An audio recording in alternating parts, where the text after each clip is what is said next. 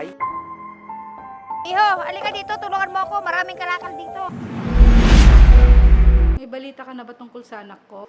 Wala pa po, ma'am. Magpapahinga na lang muna ako sa kwarto ko. Sige po, tita. Sana hindi na mahanap ni Tita Mitch ang anak niya. Para mapasa akin ng may iwan niyang pamana sa nawawala niyang anak.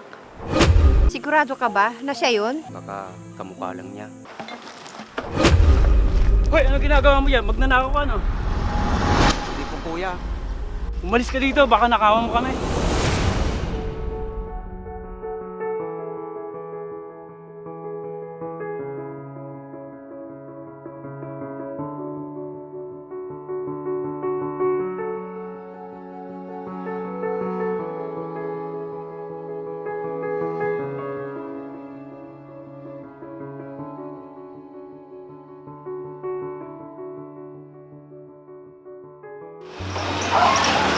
Lola! O, Iho, nakarami ka na ba ng kalakal? Konti pa lang, Lola. Ako nga din, konti pa lang. Tara doon sa kanto, baka sakaling marami doon. Sige po, Lola.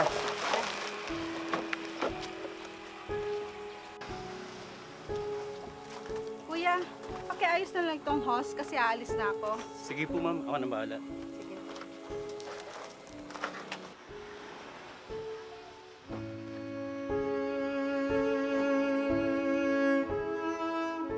Nay?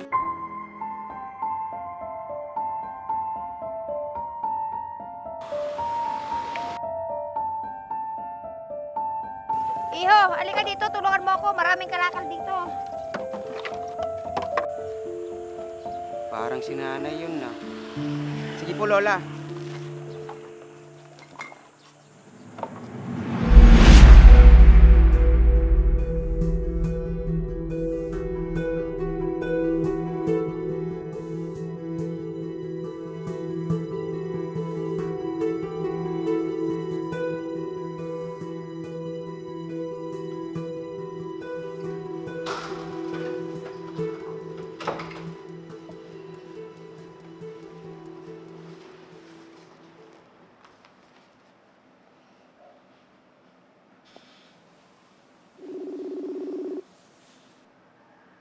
Hello? May balita ka na ba tungkol sa anak ko? Wala pa po, ma'am. Pero hindi pa ako titigil hanggat hindi ko nahanap yung anak nyo. Sige, salamat. Kailangan ko na siyang mahanap sa lalong madaling panahon.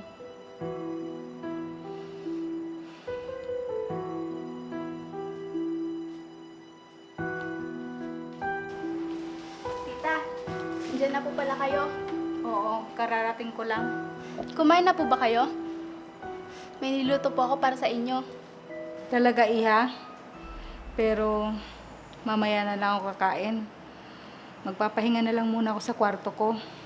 Medyo masakit kasi ang ulo ko. Sige po, tita.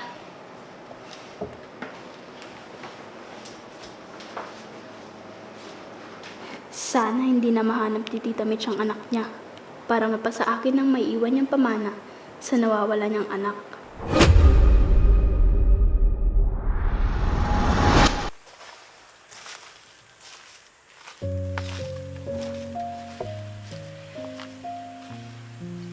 O, Iho, malalim yata ang iniisip mo.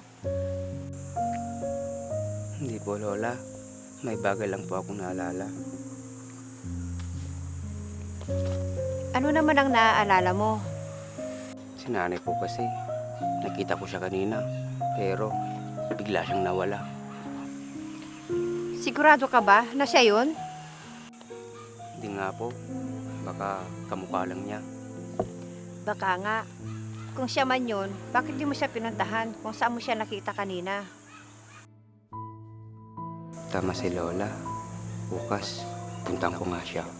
Baka sakali andun siya. Halika na, Iho. Nakahanda ng pagkain. Kakain na tayo. Sige po, Lola. Susunod na lang po ako.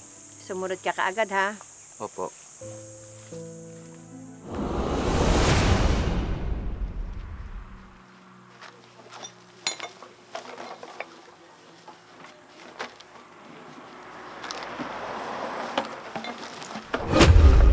Hoy, ano Ano ginagawa mo yan? Magnanakaw ka, no? Hindi po kuya. Umalis ka dito, baka nakawan mo kami. Hoy, Peng, ano ba yan? Ba't ka sumisigaw? Pinapaalis ko lang tong lalaking to, baka magnakaw. Sige, paalisin mo na yan. Sige! Hoy, bumalik ka rito!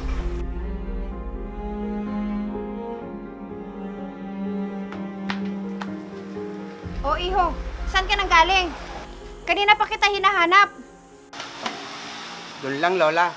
Nagpakasakali na meron akong makuhang kalakal. Ganun ba? Anong gusto mong merienda, iho? Tinapay po at tubig na lang. O, sige. Pabili po. Ano yun? Biskuit po, tsaka ice water. Ilan? 2. Iho, malalim yata ang iniisip mo.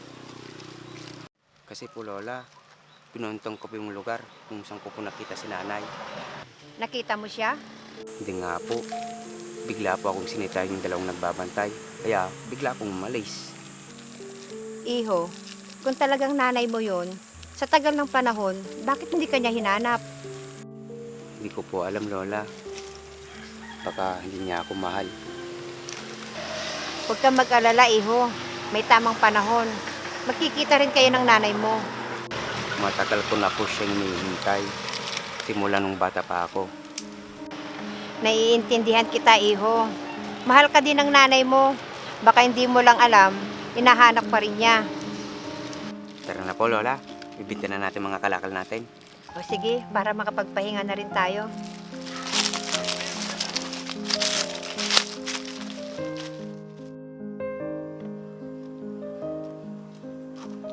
Paeng, pakikuha mo nga yung grocery ko sa kotse ko. Sige po, ma'am.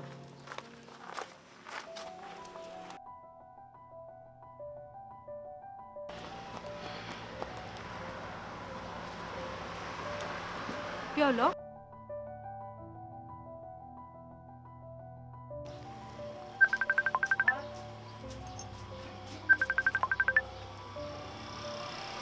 O sige, papunta na ako dyan.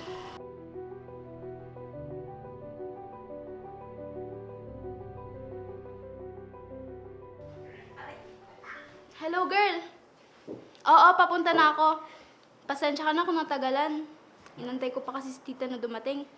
Sige na, paalis na ako. Antayin mo na lang ako dyan.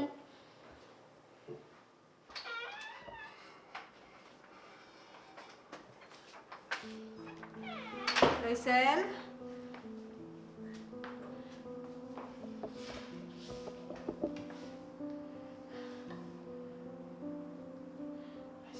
Rysel!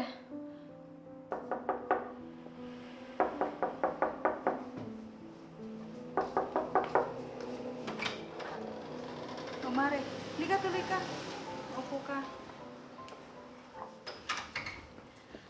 Kumusta ka na, Mare? Ito, medyo masama ang pakiramdam ko, Mare. Sigurado ako, matutuwa ka at lalakas ka sa ibabalita ko sa'yo. Ano yun, Mare? May nakakita na daw sa anak mo.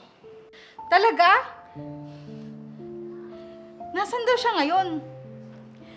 Malapit lang daw yung bahay nila dito. Buhay ang anak ko. Sandali lang, tatawagan ko si JR.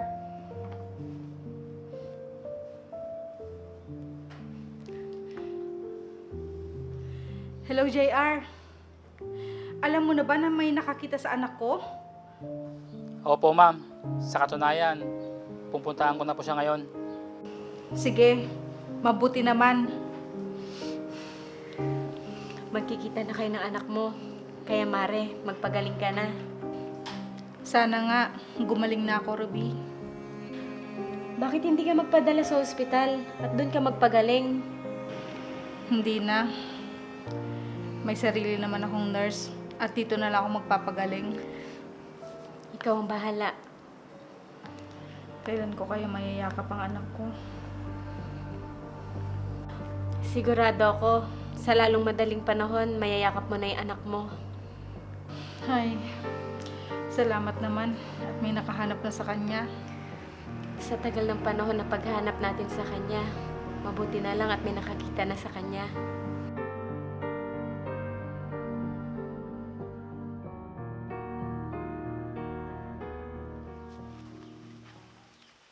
Tao po. Tao po. Tao po. Sino po sila? Ako po si JR. Andiyan po ba si Piolo? Anong kailangan nyo sa kanya? May itatanong lang po sana ako. Ah, ganun po ba? Lola Lisa, sino po yung kausap nyo? Piolo, ako si JR. Tauhan ni Ma'am Mitz. Pwede ba kitang makausap? Si nanay.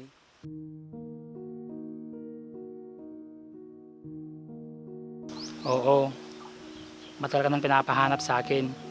May nakakita sa'yo at ituturo niya ako dito. Talaga po? Oo. Maluban ang kalagayan ni Ma'am Mitz. Kailangan mo nang mapuntahan ngayon. Kailan po siya pwedeng puntahan, sir?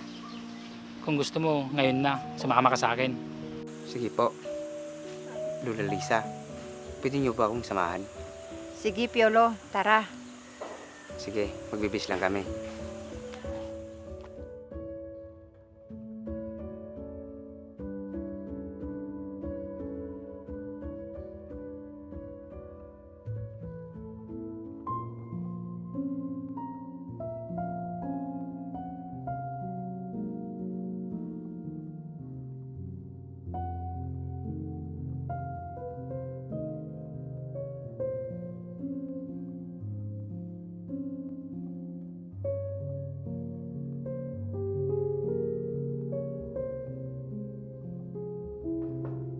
Tao po. Tao po. Sino po sila? Ako nga pala si JR. Tauhan ni Tita Mitz mo. Asan siya? Nasa kwarto po niya. Pwede bang makausap? Sige po, tawagin ko lang po. Maupo muna po kayo. Salamat.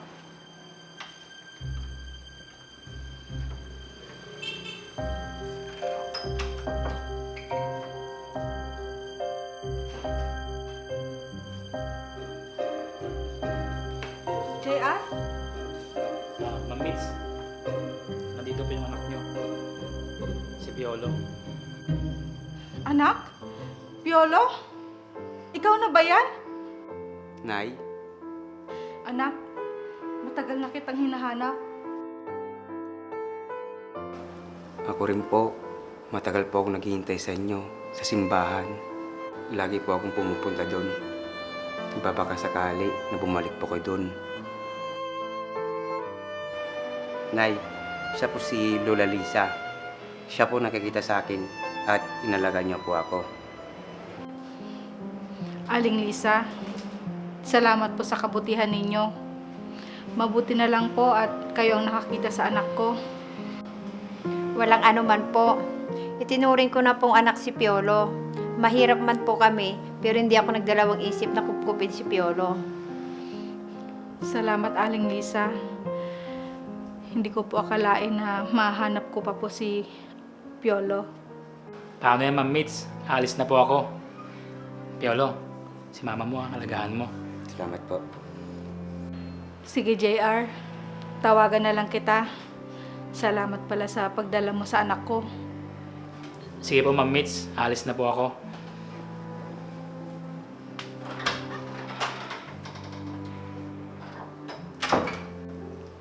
Siya nga pala, Raizel.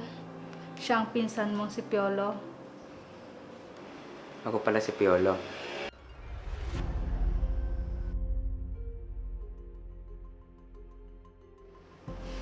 Abuti naman at tutagpuan ka na nila, Piolo. Tita Mitch, siguro naman ngayong nandito na si Piolo, pauwiin niyo na po ba ako sa nanay ko? Hindi, Raizel. Dito ka lang. Kasama namin ni Piolo. Dalawa kayong makakasama ko. Mabait na bata po itong si Piolo. Piolo, ngayong natagpuan mo na ang nanay mo. Masaya ka na at iiwan mo na ako. Sino po nagsabi sa inyo na uwi po kayo sa bahay ninyo, Lola Lisa? Oo nga naman, Aling Lisa. Kayo po ang nakalakihan niyang nanay-nanayan. Kung papayag po kayo, dito na lang po kayo tumira. Nako, wag na po. Nakakaya naman po sa inyo. Doon na lang po ako sa bahay ko. Masaya naman po ako doon. Piolo, dalawin mo na lang ako doon sa bahay ko. Sigurado po kayo, Lola Lisa? Oo, doon na ako lumaki at tumanda. Sanay na akong maniraan sa may bukid. Sige po, kung yan po ang gusto nyo, hindi ko po kayo mapipigilan. Maraming salamat po ulit, Aling Lisa. Hayaan niyo po, pag gumaling na po ako, makakasama na po ako kay Piolo sa pagdalaw po sa inyo. Oo, sige.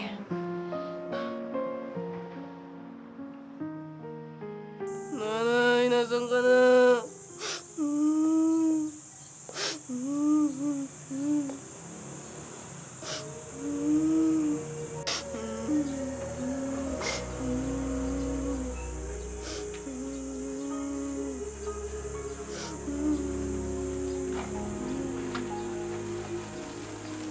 Bata, bakit ka umiiyak? Nawawala po ako. Hindi ko na po makita si nanay. Ano? Tara, hanapin natin. Pumunta tayo sa barangay para i-report natin na nawawala ka. Sige po.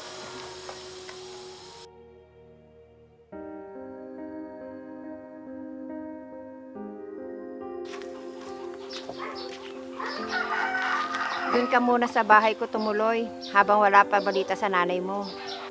Lola, tatandaan ko po. May dumukot po sa kanya kanina. Bakit di mo sinabi kanina sa barangay para na-report sa ana natin? Lola, natatakot rin po ako. Baka mamaya po, balikan po ako na lang tumapot po kay nanay at kunin din po ako. Ganun ba? Sige, tara. Umuwi muna tayo sa bahay.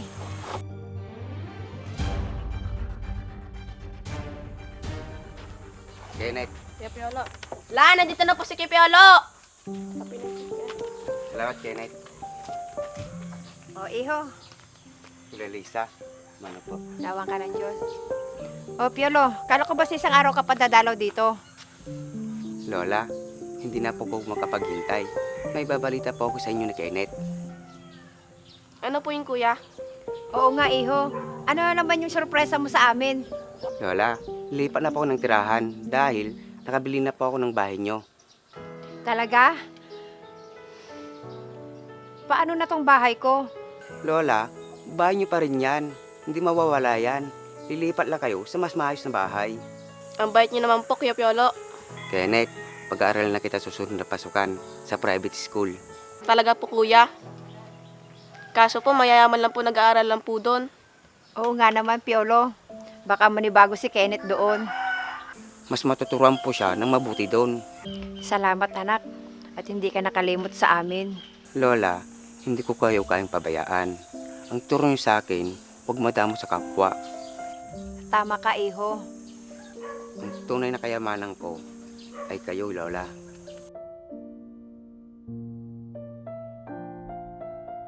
Kayo ang buhay ko. Sa inyo ako nagtitiwala. Kung anong mayroon ako, dapat kayo din. Salamat, iho. Sa nga po pala, may binili akong mga damit yan at sapatos. Talaga po. Mamaya mo na yung buksan. Kakain muna tayo sa labas. Lola, magbihis na kayo. Sige, iho. Antayin mo kami dito. Sige po.